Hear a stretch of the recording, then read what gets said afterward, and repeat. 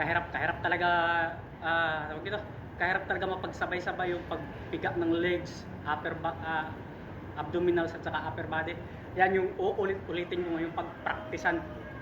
Kasi pagka pigang ganon, lumalabas yung ito ko at saka rito. Tapos pag pwesto ko na rito sa taas, mawawala eh. Kaya yun yung practicein natin ng practicein. Sapat yung energy natin yun. Kahit pa isang oras mo pag-practice, kaya natin. Biglang himalabang. Nakakain na ako ng 20 pesos na malunggay pandesal na nilalagyan ko ng butter peanut. Pag calories pag-usapan natin nun, napakarami nun. Napakataas ng carbs, napakataas ng fats. Kaya mayroon tayong sapat na energy para mag-practice. Kaya ngayon, let's go. Biglang nagiging pakaang-kaang. Ito, minsan paano ko ba yung gawa? Ganyan, parang pakiramdam ko, napiga ko na to. Ngayon, sana ma-maintain para hindi magbago-bago. Yan parang ganyan. At ramdam ko, itong ganito, parang Earls na style to, itong panalo niyang dalawang sunod. Sa likod. Dahan-dahan para makapa natin kung saan yung pinakamalambot para doon natin ilagay yung ginlalaki. Tapos, flex ng kaunti. Buka yung lats. Ngayon, parang nawala-wala talaga yung legs ko. Kaya mo na. Nagpa-practice pa lang naman tayo. Tapos, vacuum.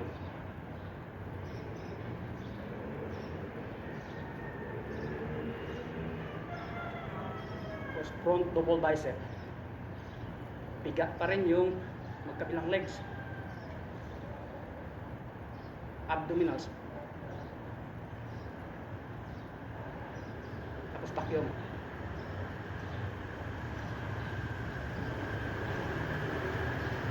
Dito naman, sino vacuum yung dito? Kabilang side.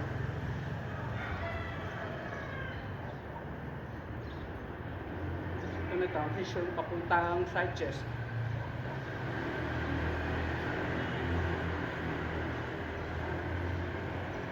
Side chest na ito.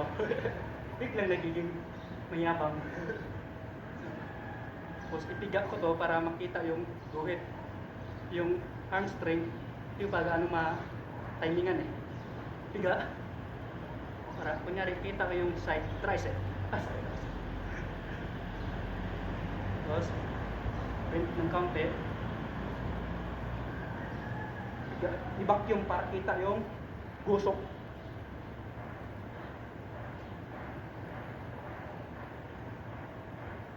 Tapos side tricep. Hindi ko na baguhin yung posisyon ng paa ko.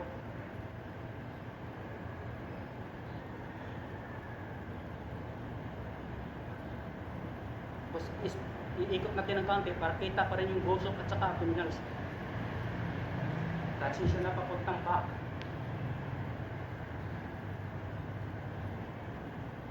Ito na yung rear double bicep.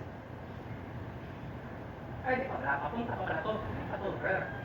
Ngayon, ang gagamitin kong legs yung kanan muna. Yan.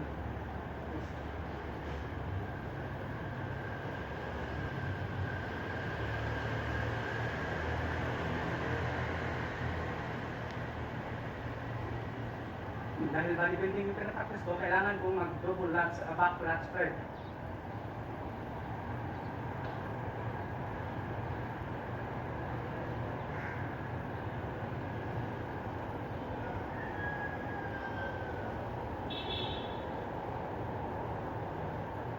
Ito yung tricep ni Arnold.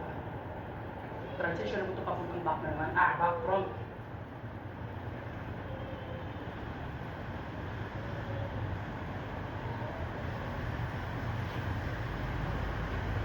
Abdominals ang tayo na to. Biglang nagiging. Tapos gagamitin ko para sa legs pang G-Cutler style.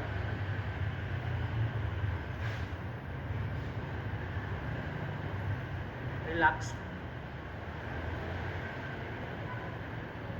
Para kasama nito most muscular. Yung iba ganun kasi di ako ganun. Di ko makapiga ng gusto pagka ganun. Dito lang tayo.